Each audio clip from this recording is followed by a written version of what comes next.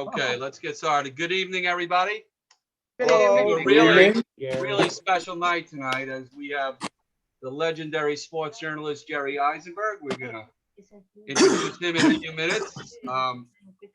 Before that, I sent everybody a schedule for the next 2 months. So got a lot of great guests coming on. Tim Mead will be next week. The great Dan Taylor on March 11th, March 14th. Tentatively, we have Carl Erskine. 18. Did I say? I'm sorry, 18th. Carl Erskine. Larry Bear on March 25th. All your Giant questions. Jared Rifkin on April 8th with the Giants trivia. Lincoln Mitchell on April 15th has 2 Giant books to discuss. I just added on the 22nd of April, Noel Hines, who's going to be doing a thing on Johnny Antonelli. Hold on. Jeff Stewart, who wrote a great book 20 years ago called Twilight Teams, about teams that in their last season before they so But they can't discussing stream it. 57 Giants. And David Krell, 1962, JFK, baseball in the time of JFK, focusing on the Giants, Yankees World Series. All right, hold on 1 second. I want to see where Jerry is. Gary, please ask everybody to mute themselves. Yeah, we got to turn that. Where is Jerry? I don't see him. Very I see good, him. Perry. There's a lot of interference. Yeah. Okay. Jerry on the first screen or the second screen? Because I want him to be on the screen, not me. Oh, there he is. Oh, there he is. All right, perfect. So tonight we have, today is Monte Irvin's, would have been his 102nd birthday. Wow. And we had a celebration at Affinities, but we of course can't do that. So we got, Jerry Izenberg, besides being an incredible sports journalist, was really like best friends with Monte Irvin. So tonight, and Jerry will be speaking about Monte Irvin and all Giant stuff and about his career. But I need everybody to know that just this past week, You got to get people. you guys gotta You turn can mute down the everybody. mics. You gotta mute your mics, folks. There's too much background noise. Jerry received a award this week for his exemplary and honorary work that he still does at his age and at anybody's age. But the awards and accolades keep coming in for him. I remember him every Sunday night as a kid, Sports Extra, and boxing, everything about boxing. I showed some people about the New York Giants football book he wrote. He's really a legendary person and sports person. So it's my honor. We have 50 guests in here to hear Jerry Izenberg tonight. So the New York Giants Preservation Society welcomes Jerry Izenberg. Yay. Woohoo! Jerry, the floor is yours. Okay. First of all, I wanted to read you a couple of paragraphs I wrote. The last piece I wrote about Monty. And Monty and I were close, as I was also with Larry Doby. I never had a brother, but those 2 guys wound up being my brothers, although they were much older than me, so I could learn from them. But we talked about what it was like to play in the Negro Leagues, knowing you would never play anywhere else, because that was a lead pipe cinch in those days. There were a number of I won't go into the reasons I kept them out, because they're just disgusting, and fortunately baseball changed. But I just want to read you a couple of things he told me. One was, I said to him, well, here, I'll read you a couple of paragraphs here. We talked a lot about that he didn't turn bitter. I mean, a lot of those guys were bitter and had every reason to be bitter, but not Monty. If you met Monty, you loved Monty. You had to be his friend.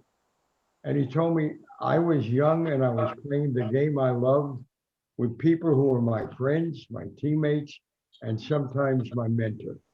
And because of the way it was in the United States for black ball players, I got the chance that those players, the white players, never got. I got to play in places where it wasn't that way. Cuba, Puerto Rico, Mexico.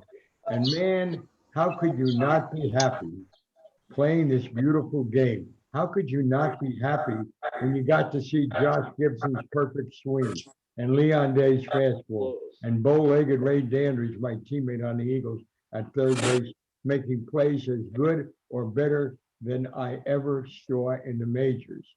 They wouldn't let us play in their big leagues. They kept us out. But we had the game, this particular game of ours. It was our game, a marvelous, blessed game called the Negro Leagues. And we just went out and played the heck out of it. That was Monty. I mean, you can't, I got some more quotes from him, but we'll wait on that. That was Monty. You could not know Monty without falling in love with him. Monty and I spoke up till 2 weeks before the day he died. And we spoke almost, I would say, at least every 2 weeks. And there was always another anecdote, another story, another thing. He talked about the time that he wanted to get married. He was playing for the Newark Eagles, of course. Great, great black baseball. Jerry, can I interrupt you for 1 second? You're left the screen. I'm not what? You're not on the screen anymore. We hear you, but Oh, I don't have to be. And you know, I'm 90 years old. Where am I going in show business? So I'll tell you the story. And you just caught me at the wrong time because I am 90 and I just forgot what I was going to tell you, but it'll come back. you told me All of you would about his call in the marriage. morning and tell you what? You were talking about him like getting married. Yeah. So Monty was playing for Manley and the Eagles, and he wanted to get married. He was making $125 a month, and he said, "Ms. Manley, I can't do it on this, and Dee and I really want to get married." And she said, "Well, Monty, you'll have to get a second job or something because we cannot pay." He said, "I just want $25 more a month." He said, "We can't pay it and we won't pay it."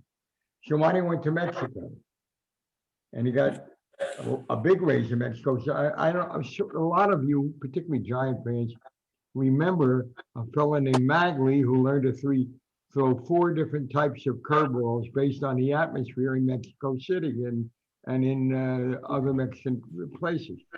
And Jorge Pascal and his brother were the ones who signed him and brought him to Mexico. So Monty's down in Mexico and Campanella's down there. And Monty's playing for, I forget where, it was the favorite team of Pascal. The other guys, and Camp is playing for Mexico City. And just as Monty comes to bat now, his team is losing by 3 runs. The bases are loaded. And Jorge Pascal jumps over the little retaining wall and walks on the field. Well, when you own 4 of the 6 teams in the league, you can do that. He goes up to Monty and he says, "Call time." Monty comes out from the cage and he says, "What's wrong, Mr. Pascal?" He said, "Monty, I want you to hit a home run. We'll win the game." He said, "Well, I can't promise you that." He said, "Here." He pulls $500 out of his pocket, waves it at him. "This $500 is yours if you hit a home run." So he goes back 5 seats in his seat. Campanella says, "What was that all about?" And he's the catcher. And Monty says, "Listen, he's going to give me $500. Why don't you tell that pitcher to groove the ball and we'll make a little money?" And he said, "Not in this lifetime. You're going to strike out. That's what's going to happen. Because I know you and you're going to strike out."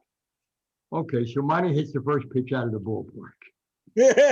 He's running around the bases, and Campanella's standing there with his hands on his hips, saying things he couldn't repeat in a family newspaper. And just as he gets to home plate, here comes the little man with the $500, and he's waving it, and he's waving it. "Hey, you earned it, Monty. I love you." Monty takes the money, and Campanella says, "You are the luckiest son of a bitch I ever knew." And he said, "Don't be like that. Here's $250 for you." That was Monty. He was just incredible. And the thing that Monty taught me, along with Larry and I are very close. I did the eulogy at Larry Doby's funeral. Monty and Larry gave me an appreciation of Negro League baseball I never would have had. I was beginning to learn a little bit about it. When I was at the ripe old age of 10, I learned to sneak into Rupert Stadium where the Newark Bears played. And they were my team. They were the greatest minor league franchise in history. And I go one day, I sneak in, and there's these guys with Newark across their chest and a big E on the hats. And the hats were blue. And I said, geez, I don't know who these guys are. And they were all black. But I saw the Newark and I said, they got to be my team too. So I saw a lot of Negro League baseball starting then. And Monty, of course, was my link to most of it, but Larry too. And I got an appreciation for these guys. You know, I couldn't believe they had a third baseman named Ray Dandridge. Ray Dandridge was built like my father. He was shorter than me. He was barrel-chested, and he was bow-legged. And of course, when the season ended, every one of these guys went overseas somewhere to play because they could play again. There was no restrictions, nothing. He played in Cuba and they nicknamed him El Diablo, the devil. And a Cuban sports writer writing about him said, Ray Dandridge is so bow-legged, you could pass a freight train between his knees, but not a ground ball. And Monty said he never saw anybody who, and Larry, both of them told me, never saw anybody who could play third. My opinion is this about that. Brooks Robinson, pretty good third baseman, right? Oh, yeah. Billy Cox, a pretty good fielding third baseman. Yep. He was the equal and maybe a little better than both of them. But the difference was while Brooks hit home runs, Dandridge hit for average. And I just want to wind up on Dandridge because I think you need to know about him because he almost became a Giant. And I'm going to tell you about that in a minute. Dandridge is playing for the Giants' top farm team, the Minneapolis Millers. And it's his first year in baseball, and that's fast AAA. He's hitting over 400. He's going to win the Golden Glove, and he's going to be the Rookie of the Year, and the next year he's going to be the MVP. So there was a guy named Hank Thompson, played third base for the Giants a little bit, but he was an outfielder. He was a black guy. He and Monty integrated the Giants. They broke the color line. And they had a lot of help from Leo. That's one thing. Leo had his problems, believe me, but that's one thing he was great about. Okay, so now Thompson, the Giants had 5 third basemen that year. You remember a guy named Lucky Lorky? Yep. Yeah, Jack Lucky. that's it, Jack Lorky. Well, lucky because he missed a bus that crashed into That's the same I'm guy. in Giants meeting. That's the same guy. So they had about 4 or 5 third basemen. They bring in, because Lorky was really not a third baseman. They bring in Thompson from the outfield, and Thompson is playing decent third base, but his average is he's getting down near the Mendoza line. And now he goes to Monty and says, Monty, everybody here likes you. Why don't you go to Leo and tell him, put me back in the outfield. I'll hit again. I can't really play this position. And Monty isn't even listening. He's saying, you know something, Hank? We're only 6 games behind the Phillies who won it and the Dodgers. We could still win this thing. It's 1950, the year before the big one. And so they go to Leo. Because before they go, they look at each other. What can we do? They both say it at the same time. Ray Dandridge. We'll go tell him about Dandridge. So they go and they talk to Leo and he says, look, I don't want to hear about it. I know everything there is to know about him. I would like him to be our third baseman, but it ain't going to happen. And you'll find out why. Go to Chub Feeney, who is the general manager then, because he can talk to Horace. Tell him that Leo wants him too. Just go talk to him, see what you can do. So they're talking to Feeney, and Feeney said, well, I wouldn't know who to get or what to do if we reached out. And Monty says, Ray Dandridge. And he said, I'm not sure, it sounds familiar. He said, you got him under contract. He's playing for Minneapolis. All you got to do is bring him up. He says, Chubb, I think we can win a pennant. And Feeney looks at them and says, there were 3 blacks on the team at that time. I don't remember who the third one was. And Feeney looks at them and he says, Rafael Noble. that's Noble, did you say? Yes. Yeah, the catcher. Catcher. Yeah, Yeah, no, that's what I thought it was. But I thought it was either him or Ossie Virgil. Anyway, so he says to them, that's a great idea. Which one of you guys is willing to go back to the minors? And when Monty told me that story, he said, that's when we learned for the first time. They let us in, but every team had a quota of 3 for a while. And I mean, that's a social history story. But again, you know, if I were Monty, I think I didn't have any of Monty's good qualities. I'd be very pissed off. But he said, that's the way it is. And nobody's going back and revenue's not coming up. And as a matter of fact, he never played, the third baseman never played a major league game. Never. But he played his last game in the West Coast when he was 50 years old. He was a playing manager. I think the town was Stockton, but whatever the Giants had out there. And he hit 340 when he was 50 years old. I mean, I know I rave about that league so much, but you can't believe. Look, let me tell you another story. This story was told to me by a man named Max Manning, who was the number 2 pitcher on the Newark Eagles. The number 1 pitcher was a guy named Leon Day. Now, Leon and Monty were very close, but Leon was a fiery competitor. Well, they go to Puerto Rico one winter together, but they go to different teams. Now, it's the end of their season because they're going back to rejoin the Eagles, okay? So Monty's playing for Caguas, and Leon is pitching for Ponce. And they're going to fly home together that night. They'll fly home together that night, and they're going to rejoin the Eagles training camp. So Monty gets a bat, waves a happy hello to Leon Day. Leon Day doesn't say a word. He always had a poker face.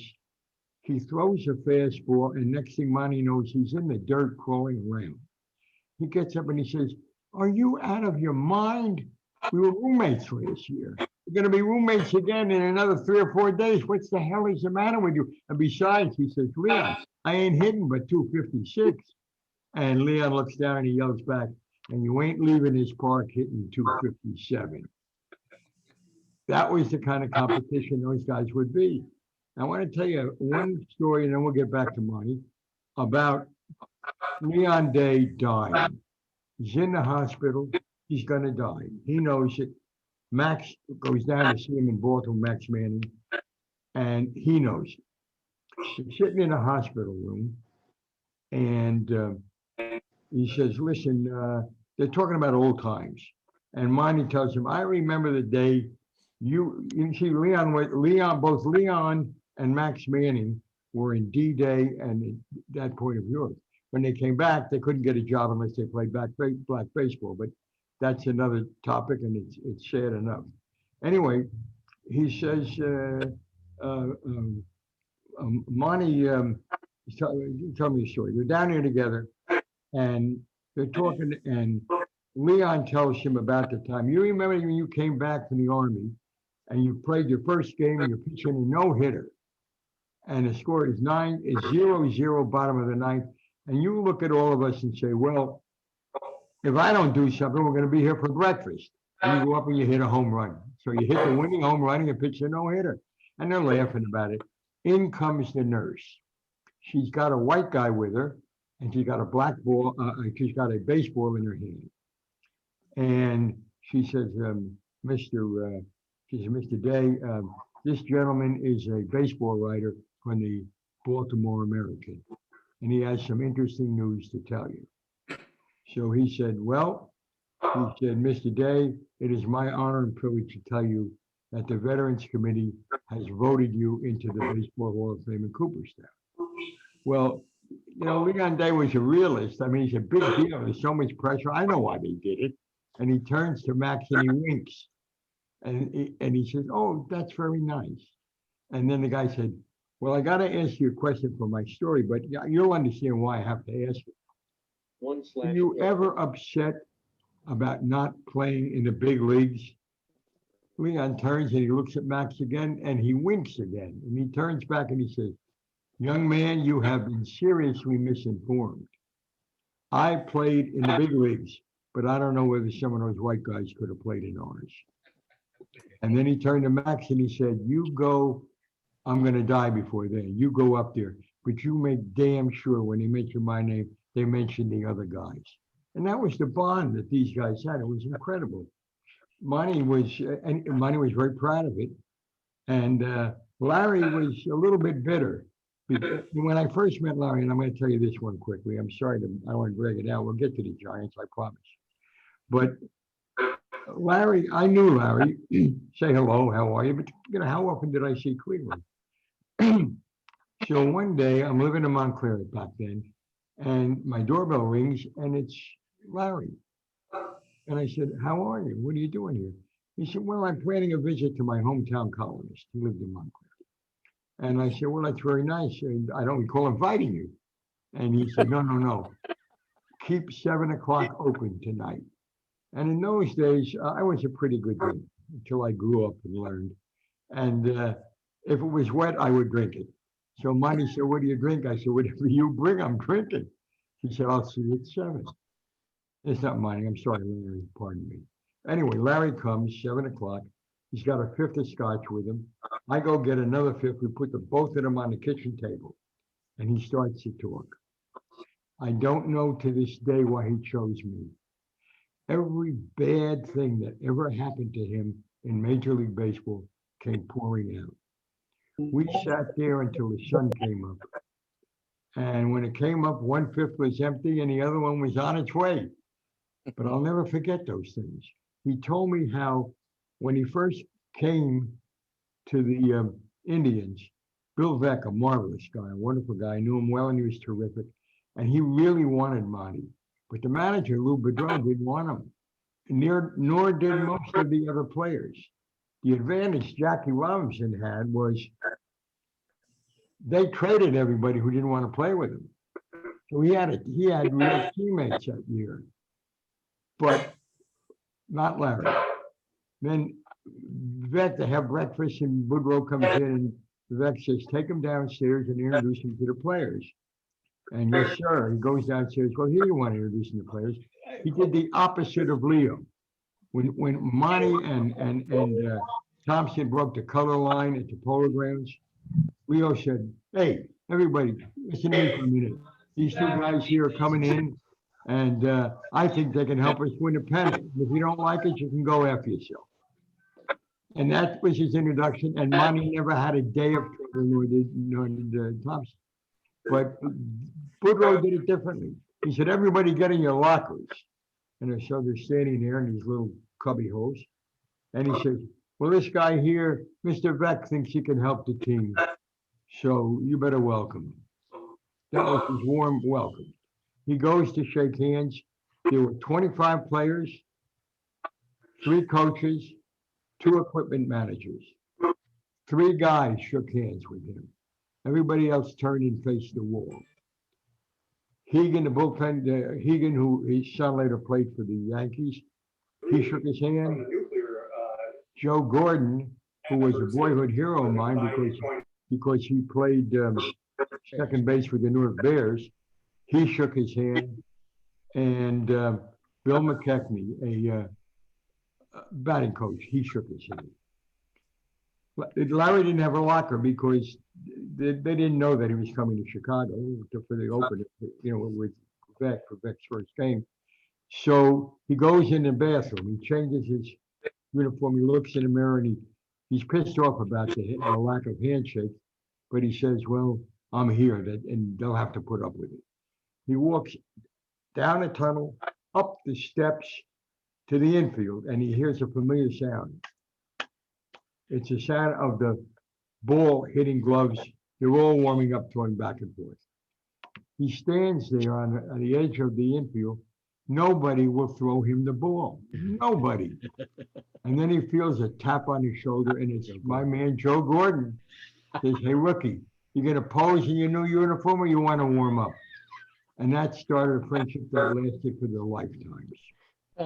And it just... So he had a reason to be bitter. I will give him that. But I mean, he was the most bitter athlete I ever knew that night.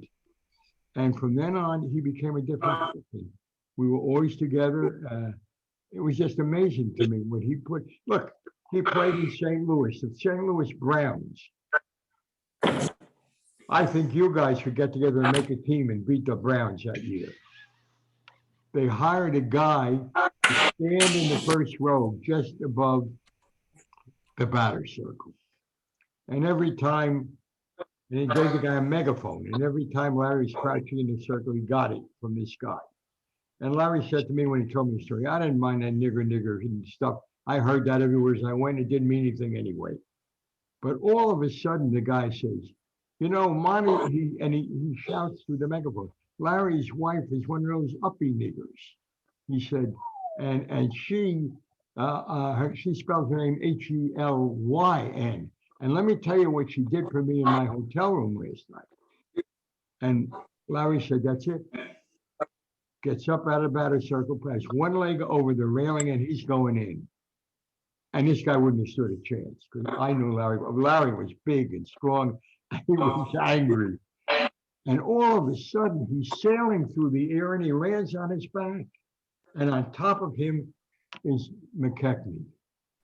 And he says, Larry, you get both feet over that railing, you'll never play another game of baseball. But more importantly, we're the American League. They hate you. This is worse than Jackie. If you get over that railing, we won't get another black player for 10 years. And Jackie saved his career. Those were tough times, and they were great. The things that they could do, just if you liked baseball, you just had to love these guys. I mean, you know, we talked earlier a little bit about Danrich. You know, the best hitter I ever saw in my life for power, best for power, was Josh Gibson, and I saw him a lot. It's hard to say he had more power than me. He hit 800 home runs, but that was playing against town teams and playing in the league, and you know, so the statistics didn't mean much. But I'll tell you this: he's the only guy ever to hit a fair ball outside of Yankee Stadium. Mantle didn't do it. Ruth didn't do it. Maris didn't do it. And the guy who was there in the stadium that day was Monte Irvin, which was a black doubleheader. And he was in the second game, and he saw that. And he said, nobody should ever argue with me about Josh. Meeting was just a wonderful experience. And Monte went out of his way. You know, he introduced me to the first baseman from the Kansas City Monarchs. He was terrific with me. All right, now we get to a point, we're back to money now and the Giants and everything else. Now, we changed the name of Orange Park, a county park in New Jersey, to Monte Irvin Park. And he had lost his wife a year earlier. I mean, he was very emotional and very thrilled about it. And I brought his brother up who was athletic director down in Winston-Salem Black College. So it was really a great ceremony. Afterwards, I go over to Monte. By this time, Monte was in a wheelchair.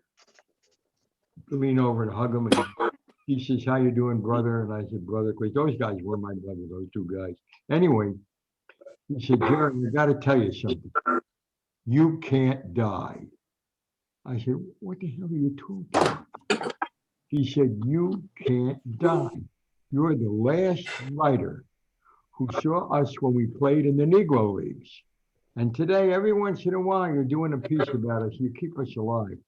If you die, that's going to mean nobody's going to be writing about us anymore. And if that happens, young black kids will say, well, you guys never had a league. They wouldn't let you have a league." He said, "I'm deputizing you. You got to keep telling our story." And I said, "Well, look, I promise you this much. I got a dentist appointment next Thursday, so I won't die before then. But the rest is up to whatever telegraph line you have upstairs or downstairs, as it may be in my case." And and their friendship never died. He was a guy, and there were little things. He would, "How are you doing? How's your wife? How's this?" It's just the way he was. Now I want to tell you some Giant stories. One of the most interesting days of my life. I was a young reporter Well, I wasn't that young and I wasn't a reporter. I was a columnist by then.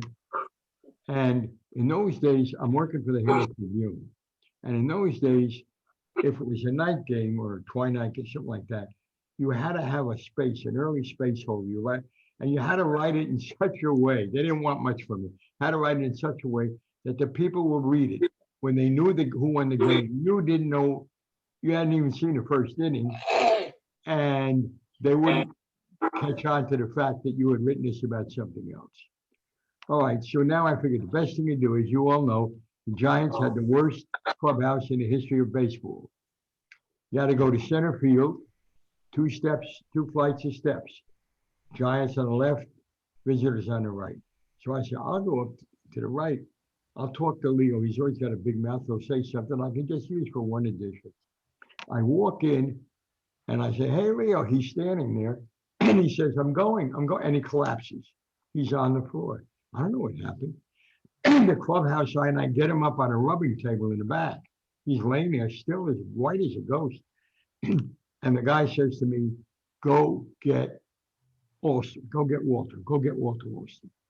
Now what was the distance you guys would know? I think it's about 500 feet to the clubhouse to home plate. I wasn't in shape when I was in shape. And I'm running 500 feet to get a hold of Walter before something more drastic happens. I'm gasping. I get there, they're taking batting practice. He says, what are you doing now? I said, Walter, Leo just collapsed. Oh my God. Now Walter was always in shape. He takes off the center field. And I said, Jerry, there's one thing you're not going to do. You're not going to lose this story because you were there when it started.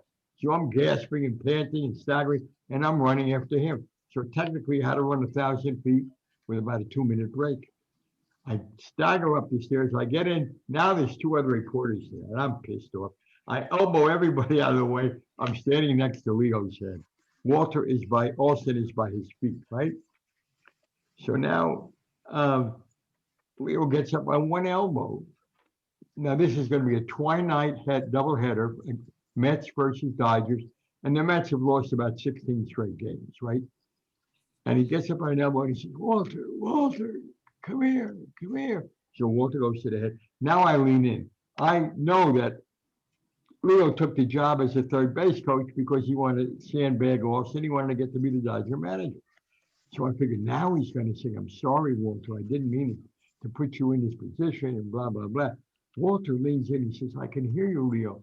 Leo gets up on one elbow and he says, Walter, if the guys don't do well in the first game, he's talking about a team that lost 16 straight games they're playing.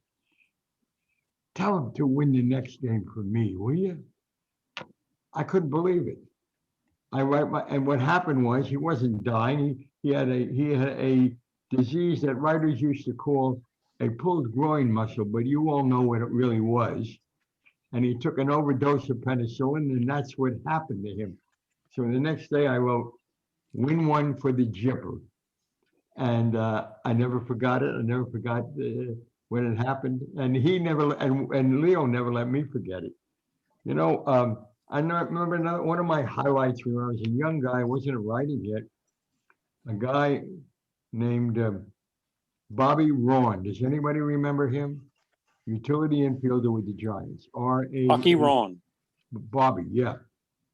Well, he was a 147 hitter, 154 hitter. And the Dodgers are playing a game that means nothing to the Giants because, as you all know, the Giants went a long time without getting to a World Series again, without even getting a pennant. And the guy who was pitching was a sidearmer named Johnny Allen. And the winning run, it's the second game. The Dodgers have won the first. They're feeling pretty good. And Bobby Rowan hits a home run, 257.25 feet in right field. And, you know, because it's just 250 feet to them. And Allen says to a friend of mine who was a reporter, an older reporter, says to him, they gotta be kidding me. I could piss over that wall. And he beats us out of a game in the pennant race. That something's wrong here. Something was wrong. He threw him the wrong pitch is what happened. My first Giant game as a kid, because I was a North Bear fan. It was easy. I could get on the bus, go down here. 11 years, 10, 11 years old, and they're playing the Cincinnati Reds. Now, my father, who desperately wanted to play in the Polo Grounds, I mean, he's a guy that, and he never lost his loyalty to the Giants until they moved. When they moved, he refused to watch another baseball game on television. He was a shut-in by then, had a heart condition and whatever else. He was dying, really. But he would sit on our front porch, and he would bang the Philco radio. And he said it was because there were loose tubes, but I know it was because the Giants had just screwed up a double play or lost the game. Night after night, every single summer, bang, bang, bang. But he said they deserted me and I'm deserting them. That's the end of it. Before they left, my father, I once told my father, you remind me of Job.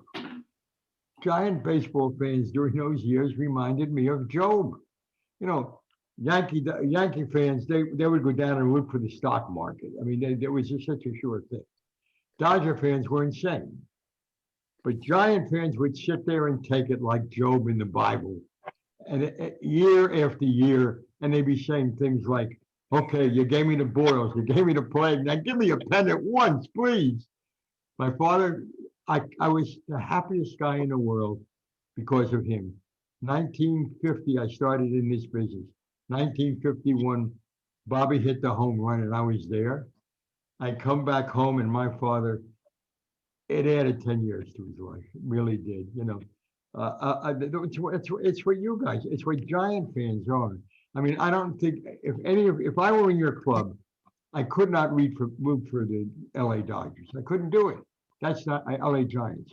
I mean, as San Francisco Giants, I'll get it right. I'm a little old. I couldn't root for the San Francisco Giants. I couldn't do it. I remember the West Coast was a forestry. That's not a Giant Dodger rivalry. I once wrote a book years ago. I've done 16. It was called The Rivals. And it wasn't one of these Army Navy books. It was a book about rivalries that got people shooting at each other, sports rivalries. And there was a Giants had a pitcher named Bill Posdell. And there was an argument in a bar in Brooklyn over whether Bill Posdell was any good or not. And the Giant fan in this Brooklyn Dodger bar who was defending him said, I'll be back in 10 minutes. He goes home, gets a gun and kills the guy who said it.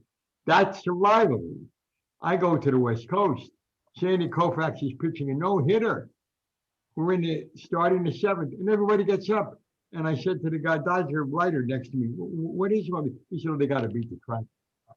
They're not baseball fans. You guys are baseball fans.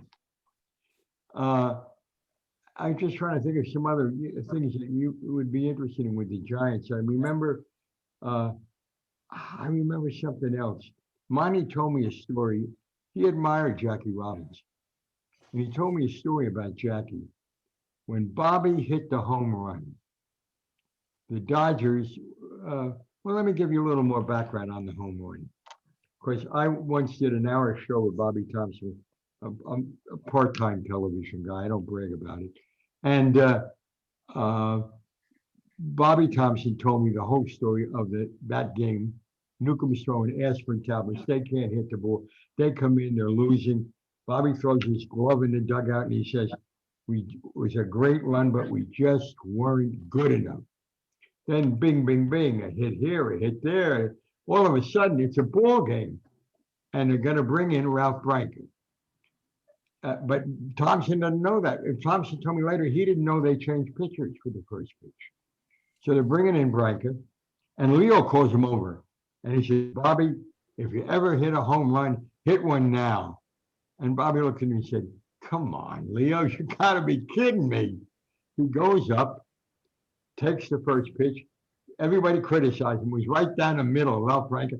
But he said, I was confused because I thought Newcomb was out there, and I knew he wasn't, and I had to figure it out. Then he hits it out.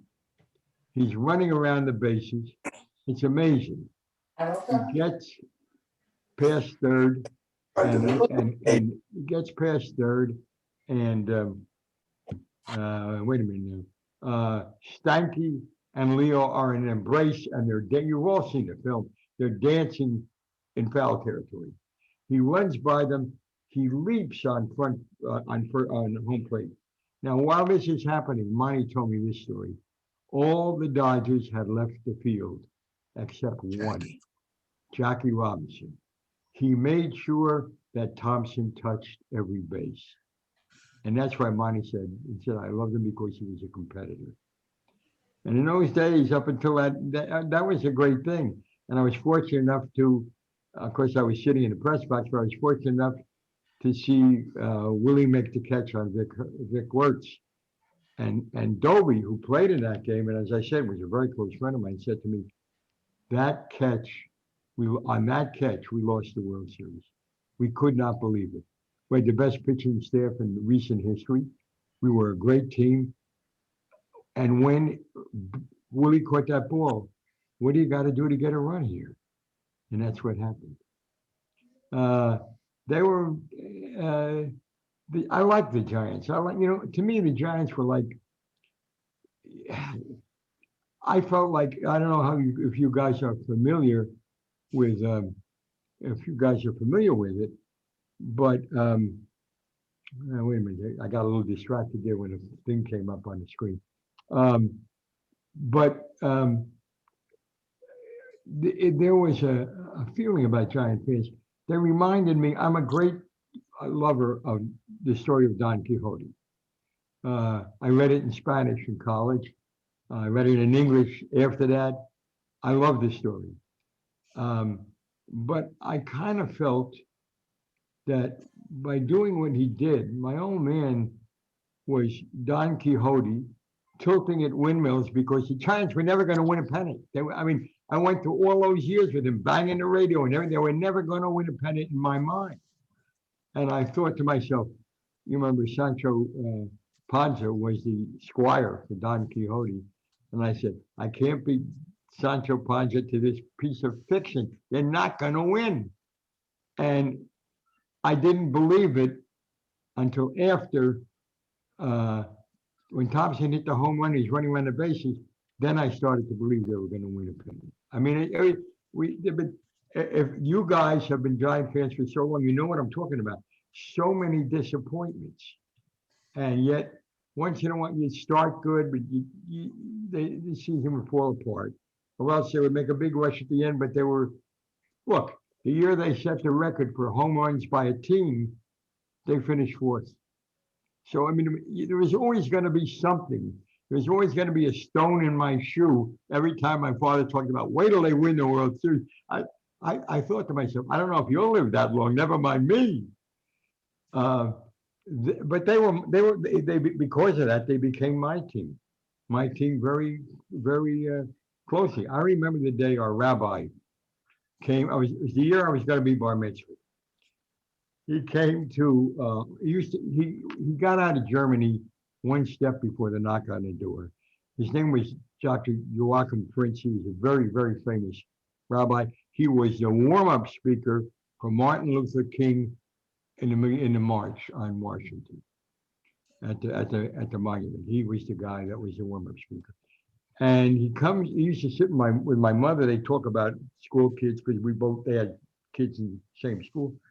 My father, they didn't dare talk loudly. My father's listening to the game. And this time, Prince violated Harry Izenberg's rule of law. He turned to him without saying hello to my mother and said, Harry, I got to speak to you. My father looked at him with not eyes, two sets of daggers. And he said, he used to call him Doc. He couldn't pronounce his first name. Doc, not now, Doc, not now. Mel Ott is coming to bat. Hey, Rebecca. And then good, but I got to Mel talk Ott with you did later. whatever he did. And then after he did it, my father turned and said, all right, now what do you want? But I was convinced if the Messiah came to us, 80 Shanley Avenue that day and said, Harry, we got to have a talk, my father would have said, can it wait 5 minutes? Mel Ott's coming to bat. That's the kind of Giant fan he was. So they gave me a lot of talks. I think now it's a good time to answer some questions, no? Absolutely. Jerry, before we take questions, Sure. Just when we're done with the questions, I want you to mention the books you would want to talk Want about. me to mention them now and then, or you want to do it later? You want to do it now? I don't care. I'm selling Well, books in my book. I think there's a lot of these gentlemen have a slew of questions they want to ask. Okay, let's do the questions. They're more All right. important anyway. Go ahead. Who's Rich, first? go- Gary, Rich did you know Rogers. Melot? Let me get away from the computer here. I'm gonna. Rich Rogers, go ahead. No, I was just asking, I wanted to ask Jerry if he knew Melot. I did not know Melot, but I knew Mrs. Ott. We met at Cooperstown. She used to go every year. And he was after he died, about 2 or 3 years after he died. We met, we talked about him. She told me great stories. She told me a story that Mel told her. You know, Melot was 15 when he was signed. And there was no rule that we had later that you have to go on, if you get a bonus, there weren't any bonuses then, but if you got a bonus, you had to stay with the big club. That was the rule that they had for a while. But he brought him right to the club and he didn't play. And he asked, I guess it was Terry, right? Terry or McGraw? Terry, I think. He asked him, why am I here if I'm not playing? And he was told, listen, you're here because of that crazy batting stance of yours. You cock your left leg and you raise it up like you do. And I want to tell you something. I've seen you hit balls out of this place in practice. No batting coach is, they didn't even have batting coaches then. No manager is going to tell you not to kick your foot up. And that's why you're staying with me. And when you play, you can kick your foot up as often, as high as you want. And it brought him over 500 home runs.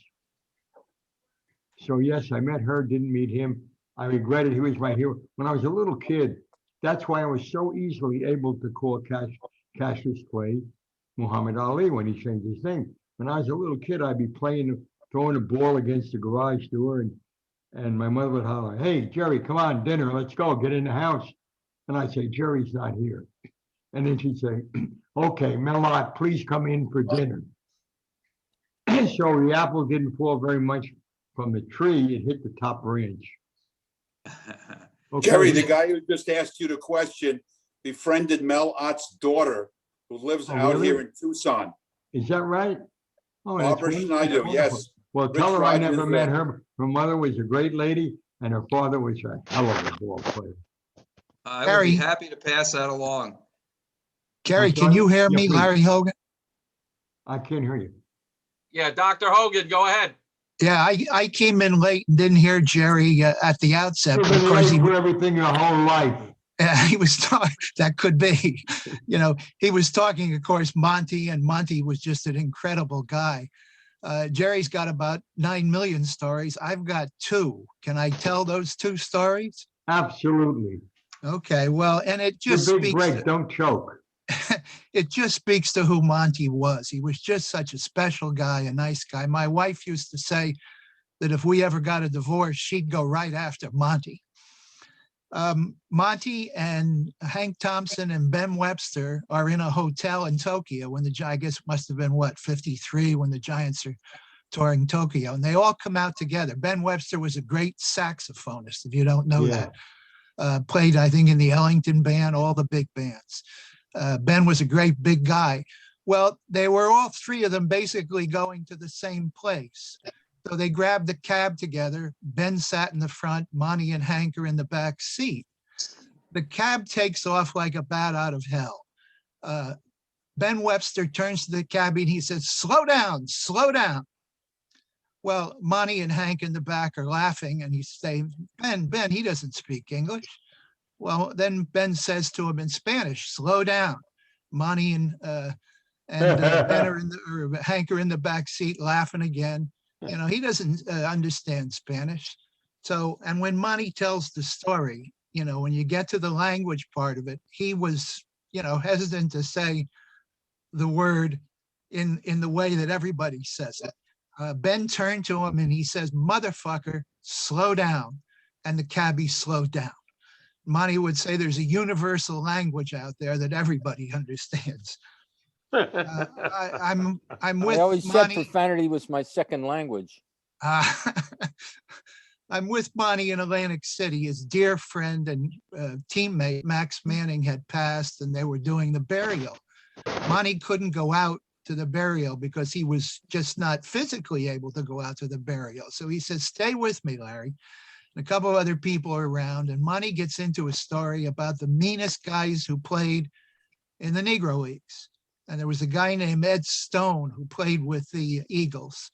And he was bad, and Monty is getting into it, and it's an off-color story. And a couple of ladies who were out at the burial spot came back, Kathy Everett and somebody else.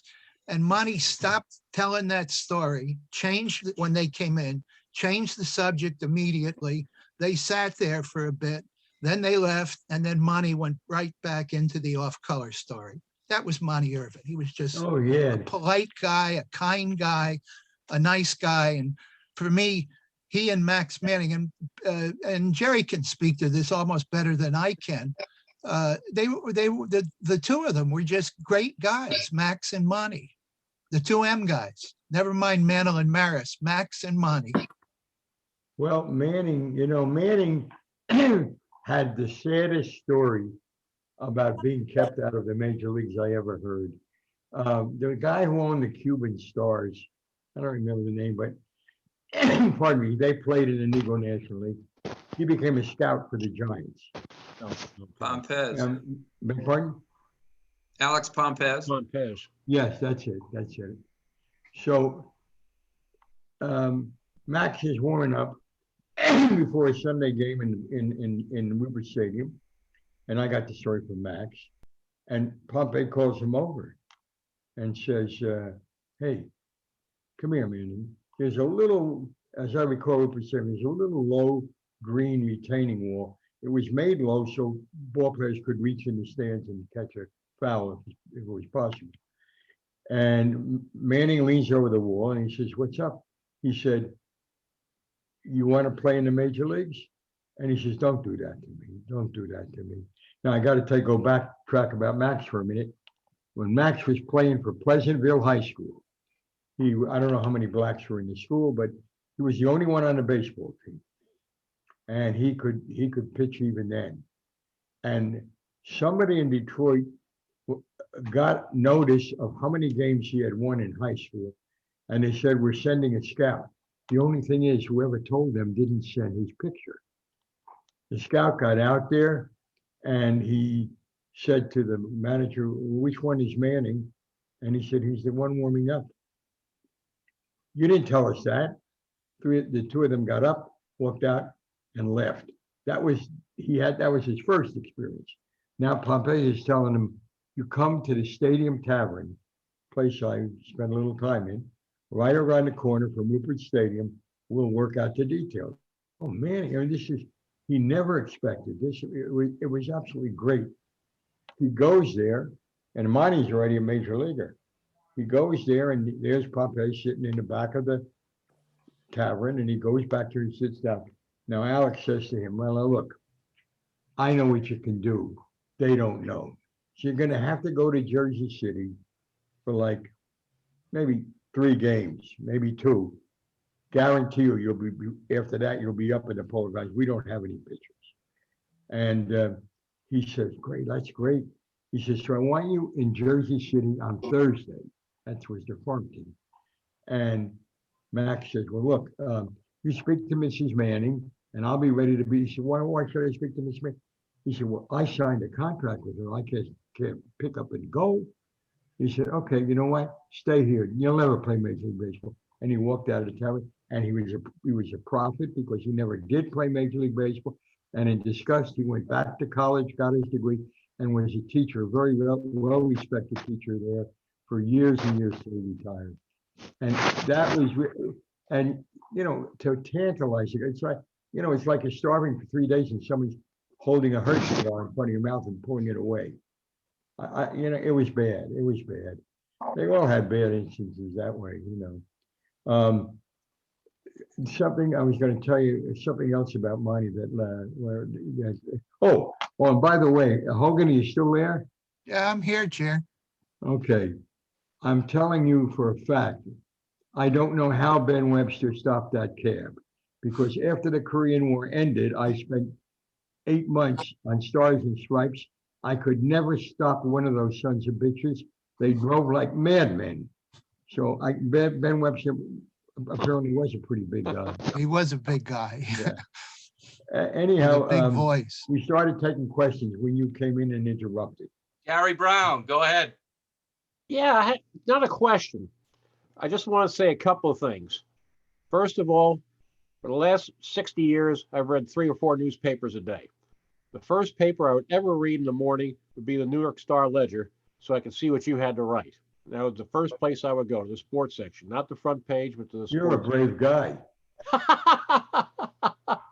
The other thing is, I remember meeting you at the dedication for Monte Irvin's Orange Park. Oh, you were there then? And it was a thrill. It was a thrill for me. And we were talking, and I mentioned who I was from.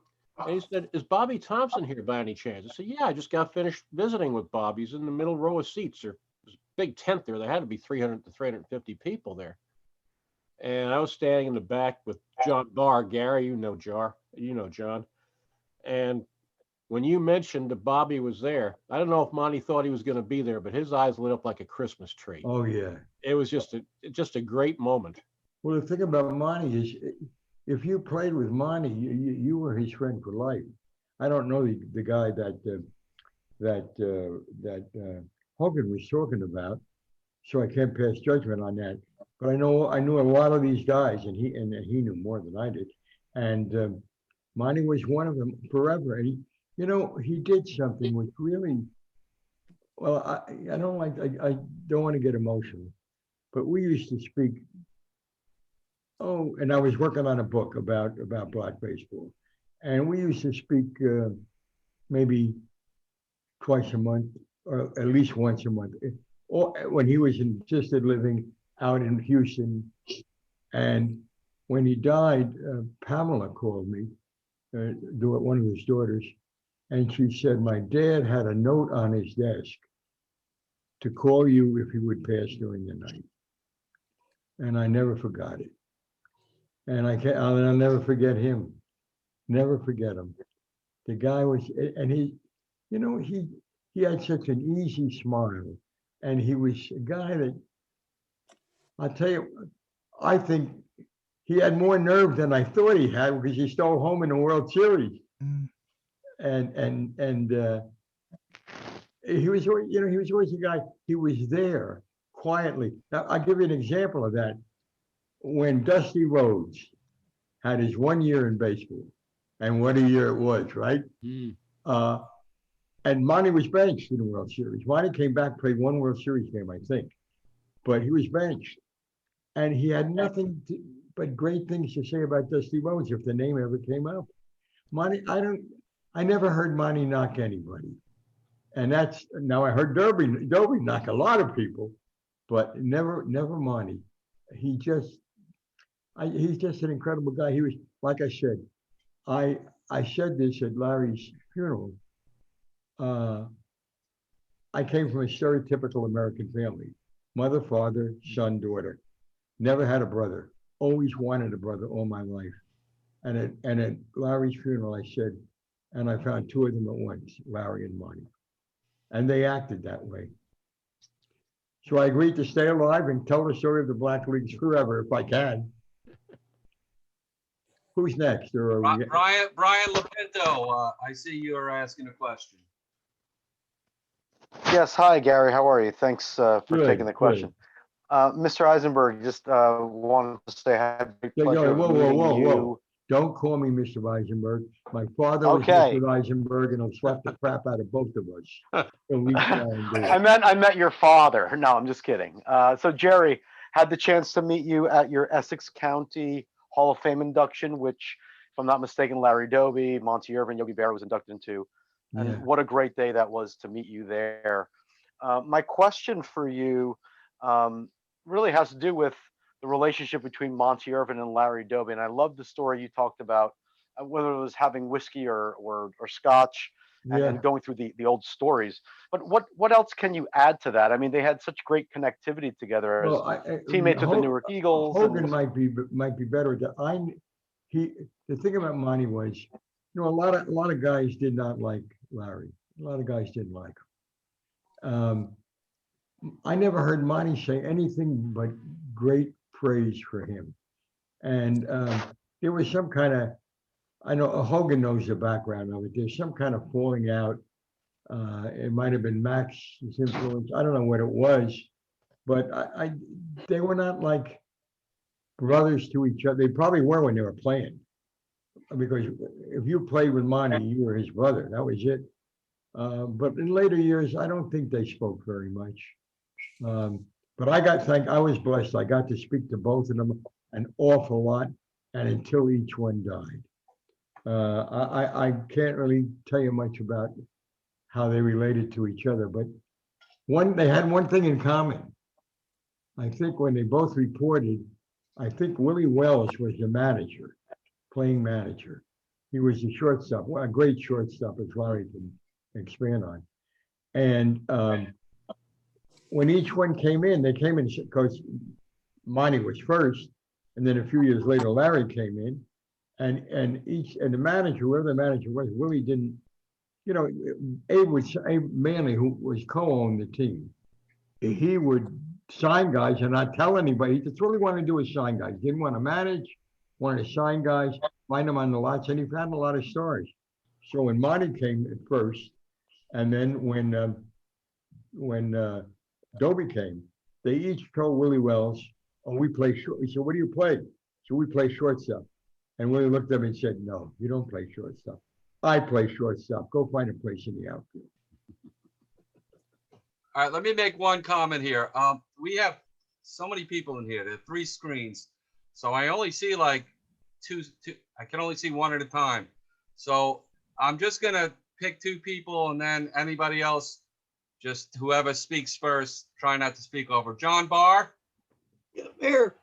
John Barr, and then Mars is going to go, and then anybody else would have the question. You're going to have to, John Barr, Mars, Harvey, and then who's ever after that, just speak your piece. John, go ahead. Okay, I was privileged to be able to pick up Monty and take him to a card show. And I guess I picked it up in orange, or I guess it was orange.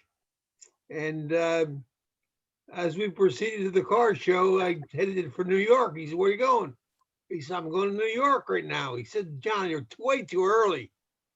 We're going to cut this, 5 minutes. We're in good shape we are." So he said, Monty said to me, he said, "I want to show you around Orange." Now we're talking about 30 years or 40 years past his prime when he played for Orange High School. Yeah. And we proceeded to go to all these houses and park in front of the house, sometimes for 5 minutes. And Monty would go through a talk on who lived in that house and what the guy did, and his baseball and football and all this bit. Yeah. So it was an experience second to none. We were late in getting to New York, so we were not correct. Monty was not correct. Well, I tell you, he loved being in Orange, and that's why the day they rededicated the park, I think he was one of the happiest days of his life, because, and then I remember what he liked was I wrote a column, and I wrote about how he and Dee used to walk through the park together, and I think he never left Orange in terms of his memories and his emotions. Well, the question I have is this. I understand that he originally went to that park and they were going to dedicate it to him. And he said, "I'm not going to have any park dedicated to me that looks like this. I want this park cleaned up." Well, I think here's what, Joe DiVincenzo still is the Essex County executive. And I think when he offered it, I think Joe offered before Monty spoke, said, it's gonna be straight. And they did clean it up. And, but I don't know whether, unless Monty told you that. If Monty told you that, I wouldn't question it. or Monty, somebody else. Monty told me that, Monty Well, then didn't that's tell what me that. happened. Then that's what happened. I would never question what he said. But I know they agreed on it. And maybe that's what maybe they came to an agreement on it, but they did a great job because it looked totally different the day of the dedication. Jerry, have you been back there since they installed the statue? Which, the statue in Eastside Park?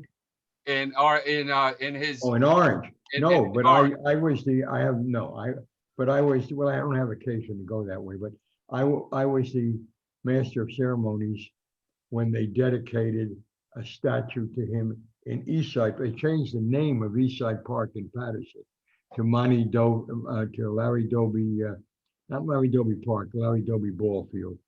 And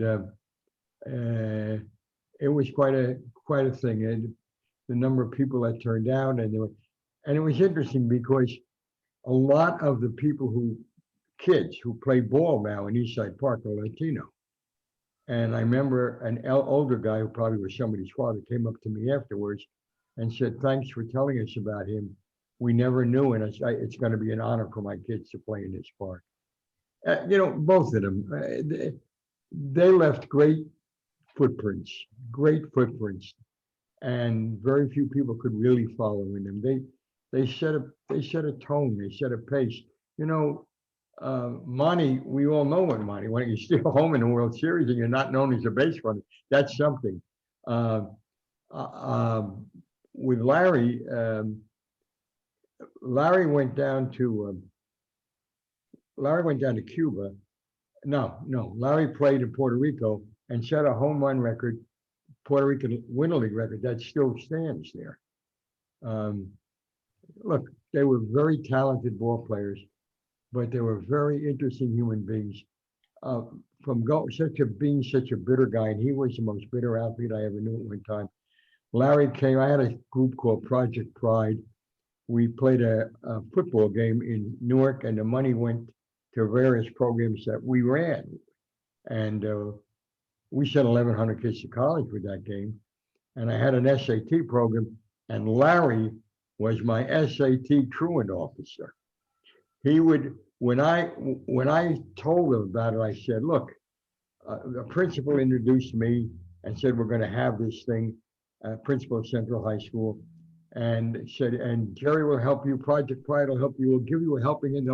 If you fail, they'll pick you up," all that kind of crap. And I got up and I said, "Sit up straight, take off the hats, the bullshit is over. I will not pick you up. I will pick someone else to step over you and get in the program." And I told Larry, "You tell them." Larry spoke to them one day and he said, and there were 13 kids in the class. Most of them were either Latino or Black. There was 2 white kids. And he said, "Listen, you're going to get something that white kids in the suburbs don't get. You're going to get the best SAT program." It was, I forget the name of the company that had, was the best of all for preparation. You're going to get that. So I'm going to tell you, I don't want to hear your hard luck stories. Everything's against you. You're Black, you're Latino, you can't do this, you can't do that. You want hard luck stories? I'll tell you a few about how I had to walk to the stadium because I couldn't get it with my uniform on because I couldn't get a cab to pick me up. He said, "So believe me, I know what it is, and you have not even had a taste of it. You get to class, you do what you're supposed to do, or if he won't have to throw you out, I'll come there and throw you out." And Monty was very active with that. It was the kind of thing he could do. Larry, I've said to me they're interchangeable, but Larry was active with that. Monty was different. Monty had such a great respect for history and for his peers, and that's something, Jerry, in Major League Baseball, there's always someone you don't like. I mean, Jerry, that's what I've found over the years, and half the time there's a silly reason for it. Mars, Jerry, you're I up. was very privileged to deliver 3 newspapers. That I delivered the Star Ledger, I delivered the Newark News, and the Springfield Sun. And I could not wait to get your paper, the Star Ledger, and read your articles. To me, they were great. I think I lost my newspaper route because I spent too much time with your articles. I'm in the on. Jerry, you owe me money. I'll collect it. Yeah, and I tell you what, I'll arrange for you to collect it from the Star Ledger.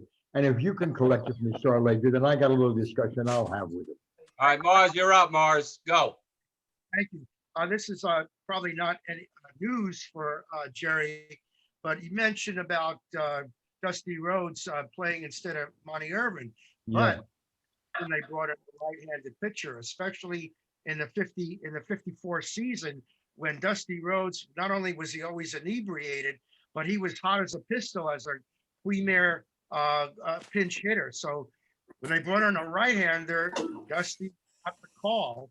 And another thing I wanted to mention was about, Jerry, you mentioned that Josh Gibson was the only guy who hit a home run out of Yankee Stadium. Monte Irvin was the witness. Well, Josh Gibson was the fourth player, and he was the first player to hit a ball the Polo Grounds bleachers, but nobody ever mentions that. They mentioned Adcock in 54 being the first. Then on consecutive days, Lou Brock, and then with the Cubs, then Hank Aaron came into town and hit one. I saw that, didn't Adcock hit one in there too? Yeah. Joe And- Adcock? I mentioned Adcock hit Back one. in 53. He was the first of the major leaguers to Yeah. hit a home run, followed by playing against the Mets in the Polo Grounds, Brock and Aaron on consecutive days. But Josh Gibson was the very first guy. I didn't know that, but it's probably because the Giant, the reason I mentioned Yankee Stadium is, and in fact, in those days, nobody knew who Maris was. But Babe Ruth and Mantle couldn't do it. And I think that comparison, because, and they own New York pretty much, as far as power hitters at that time. Gary, is my voice coming through? Can you hear me? Firefox one running window. Gary? I Yeah, can't hear. Frank first, we're going to Harvey, then you're next. Okay, I just want to make sure my mic's working. Thank you. Harvey, go ahead. Jerry, you were in the Polo Grounds when Willie made the catch. Yeah. Monty was in left, and Larry Doby was on second base.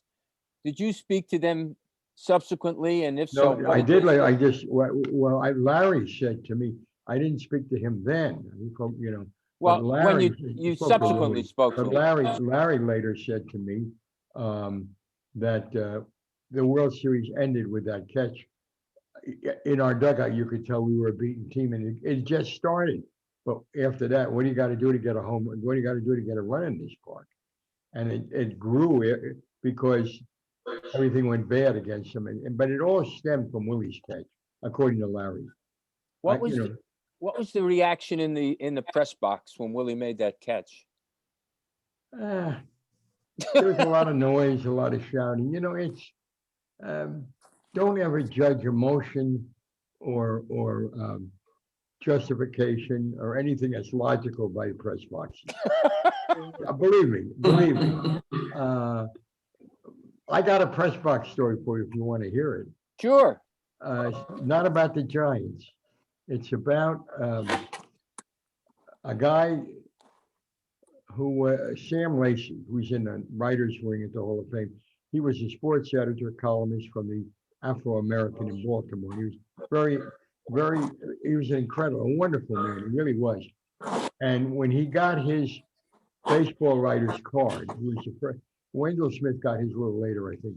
When Sam got his card, he tried to go into the press box at an exhibition game in Florida or Georgia, somewhere. And the press box attendant said, "Where do you think you're going? You're not going in here." And he waved the card. He said, "That card don't mean crap to me." But he didn't say crap, obviously. She didn't mean anything to me. He said, "You want to watch this game? I don't care. Get on the press box roof, but you're not coming in here." And he took a folding chair and he sat on top of the press box and scored the game. And about the fifth inning, a couple of writers, I don't give much credit to sports writers, including myself, but four of them came up on the roof.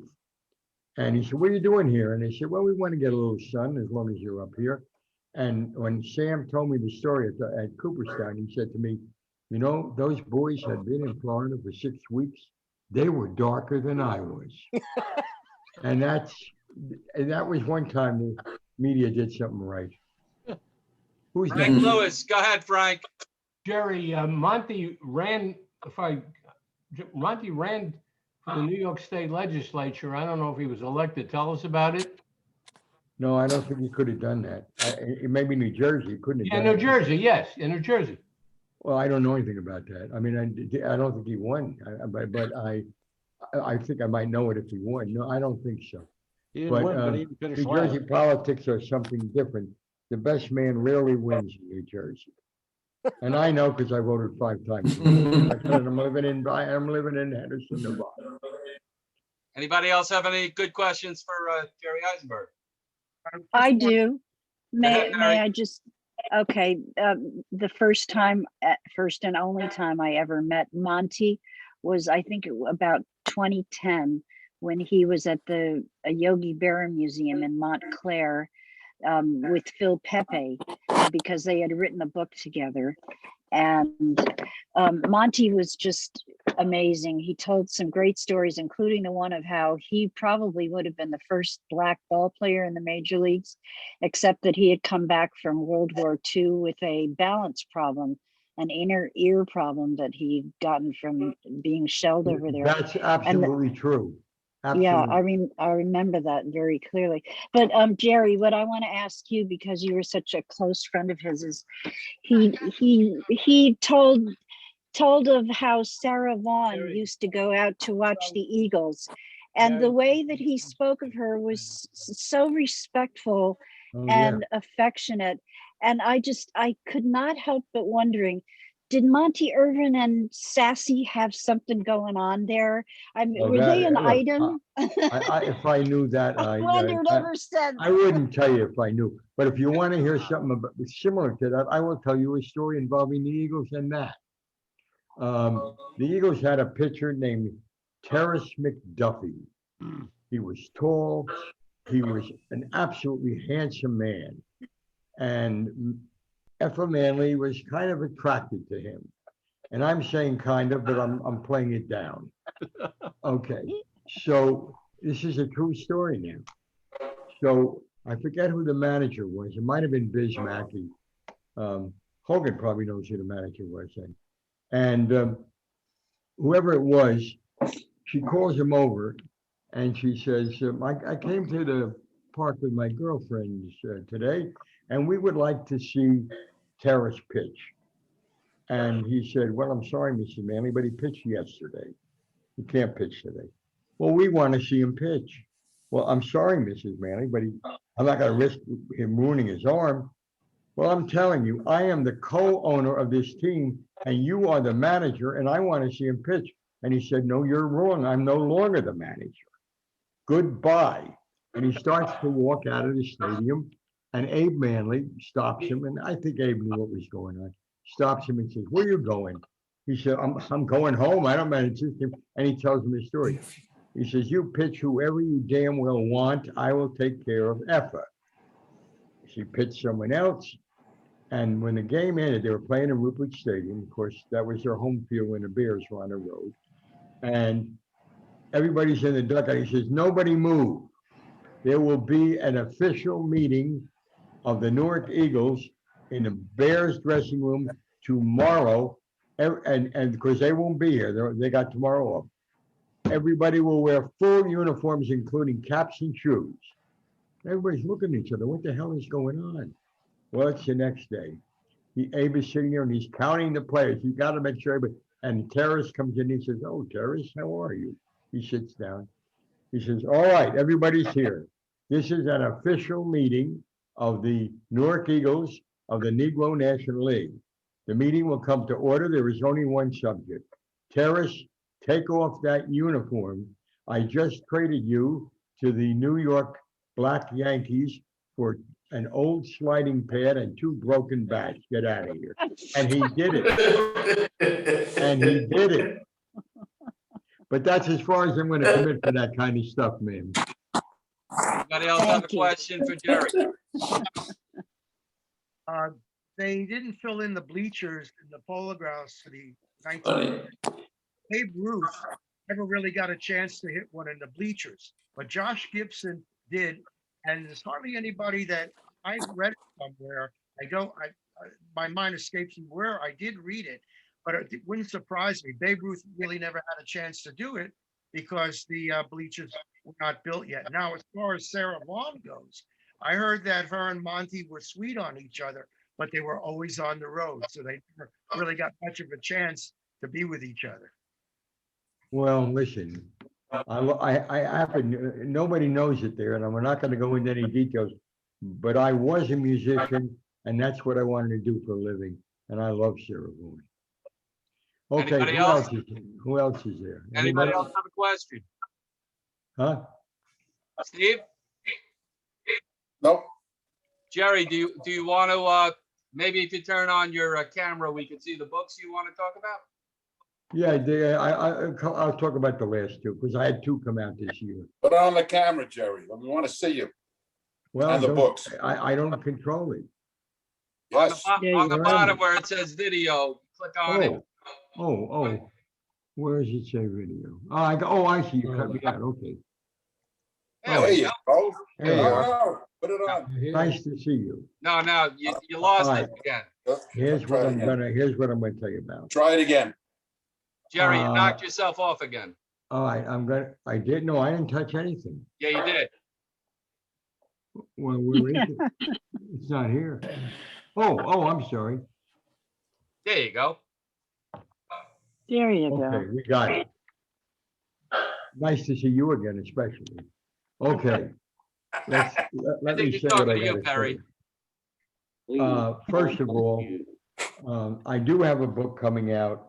It's not out yet. It's a reprint, but it's coming out at the end of April. And that book is called Once There Were Giants, The Golden Era of Heavyweight Boxing. And what it really did is I was using my old notes. So I would go to a town for a week. My feeling with a fight or a Super Bowl is that you can't do it with the World Series, but I'd be there for a week. I want to be your guide. I tell you what's going on in town, what's going on with everybody else. That's all in the boxing book. And before I tell you how to get it, I will tell you the book that is out now. System clock. The head of my bucket list. February 25th, 2021. I don't know what that is.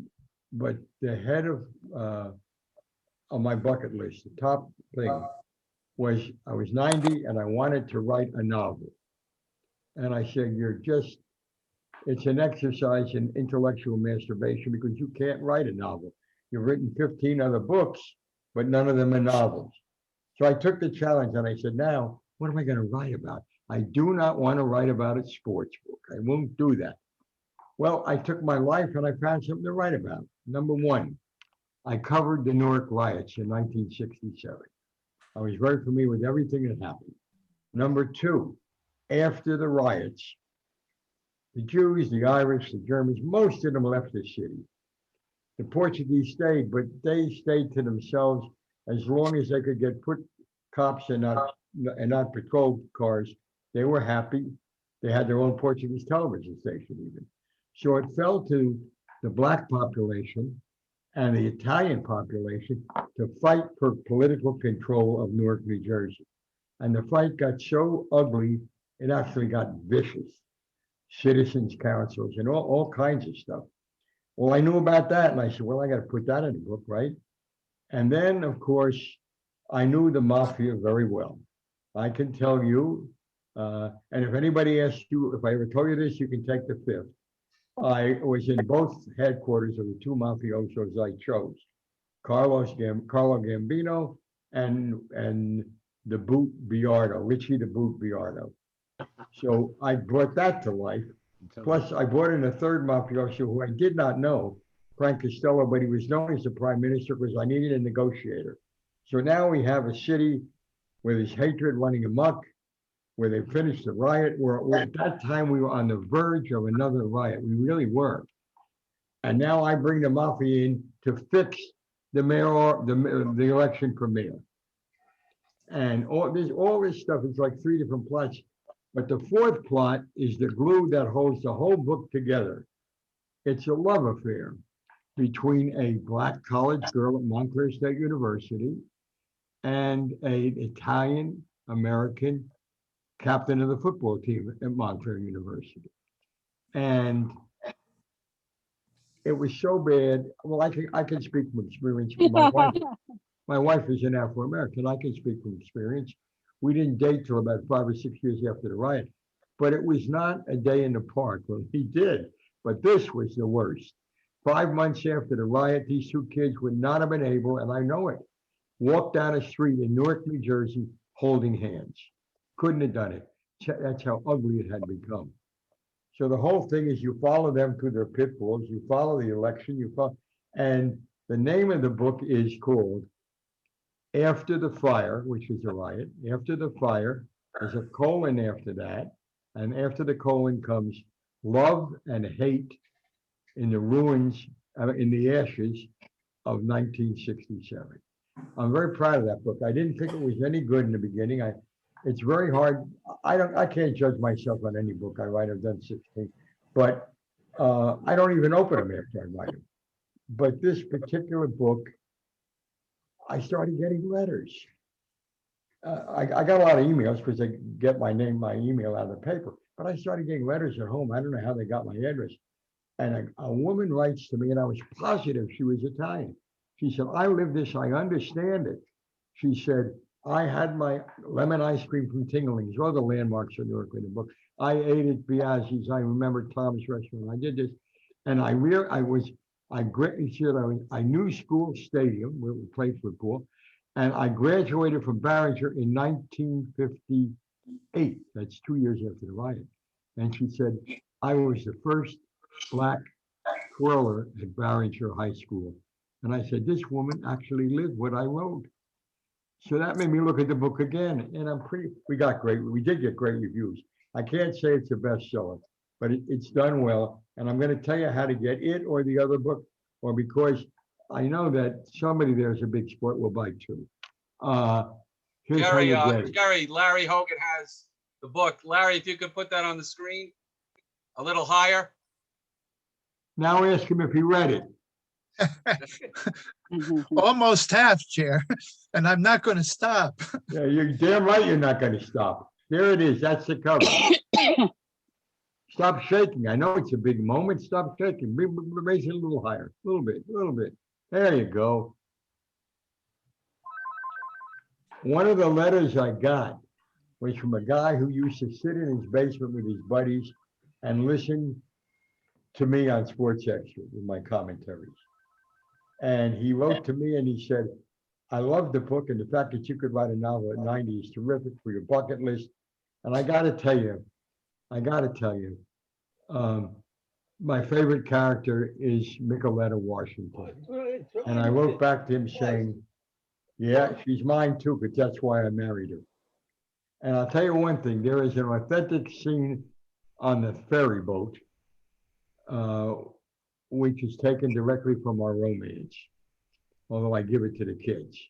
And one thing I am obliged to tell you, because I'm under orders from her, every time I talk about the book, I must say she is not the girl that Mickey was who got laid in Branchbrook Park. And you have to understand that. I got to live here, so you better understand it. Jerry, how do they get your books? Okay, you go to the quickest way to get them. Go to Amazon and then go to books. And then don't type in the titles of the book. Type in my name. You'll see about 12 or 13 of my books they handle. The covers will come up. And they'll probably be 1 and 2 on the covers. I mean, within the first 3, you'll get the cover. Then it'll tell you how to order it. You get it from Amazon. If you're Prime, you probably get it in a day or 2 at most. Could you leave us with one last thing? What was your with Sports Extra? Your dealings with Bill Mazer and Lee Leonard. Well, I love doing it because we were going off the air after 2 weeks, and I went to the producer and I said, "Listen, I will save this show for you. Let me do a commentary, and if it's good, start putting it at the end so they stay tuned." And that's what happened. I came in the first time with 4 bottles of aspirin. People didn't know it was aspirin. I put them in pill case, and I'm spilling the pills on a desk and talking about drugs in the locker room. And then that went on. I'll tell you, I started the show with them. Norman was the producer, was great to work with. Major was terrific. Lee Leonard was okay. What made that show different than all these other shows that claim they're sports shows on the weekend, we did more than results. I would write a little mini 3-minute documentary for Major and one for Leonard. Leonard refused to read them. Major read them very well, and it was very popular. I did well with it. I got fired finally because I did not get along with the news director, who had nothing to do with my show, and I wasn't going to let him dictate to me, and he couldn't. But then one day, the general manager of the station said, "You know, Jerry's really good, and he's got a following. Let's put him on the news twice a week." Well, the guy didn't like that at all. And the second time I went, I did a thing about how baseball could not live without beer, because you might enjoy it at the ballpark, but beer sponsorship kept baseball alive on television. So to do it, I poured myself a nice head of beer, and between talks, I kept drinking the beer. Well, it was against the FCC regulations at the time. So the guy who was the news director, with great pleasure, fired me, and I didn't argue because the guy was a nitwit and he had a revolver stripped to his ankle. But so I don't miss the show. I miss the income. Jerry, what an amazing career. Thank you so much for joining us tonight. Oh, Give it thanks up for to Jerry having me. Izenberg. Thank you, Fine, if Jerry. you Thank like you it, very and much. If you don't like it, I'll give you your money back. That Goodbye. was terrific. Oh, Barry, thank can I you so just much. kind of say Thank you. something? Yes, go ahead. Yeah, I grew up with Jimmy Cannon as my guy. I loved his writings. I've got Nobody asked me, but a couple of scrapbook columns of Jimmy Cannon. And in the same breath, I mean, I was, when somebody says Jerry Izenberg, I always say he's got so much, not just sports in his head, but he's got so much history in his head. And when you read those columns, and I think everybody knows that, all of a sudden there's an historical, a little piece in there that just jumps out at you. So Cannon and Izenberg, well, out of the Cannon same had a cloth, I tremendous. think. Cannon had a tremendous impact on me. People say you write like Red Smith because of all the history and everything. And I tell them, no. What Red did for me was he gave all of us a license to write the English language. And I took him up on it. But Jimmy was the guy, because I started in this business chasing fire engines and reading police blotters, and Jimmy started the same way. And he had a little affection for me, and he always went out of his way to tell me something. We're in a dressing room, a losing fighter's dressing room, and some imbecile says, "Did you see the punch?" And Cannon turns to me, "What a dumb son of a bitch. If he saw the punch, we'd be in the other dressing room."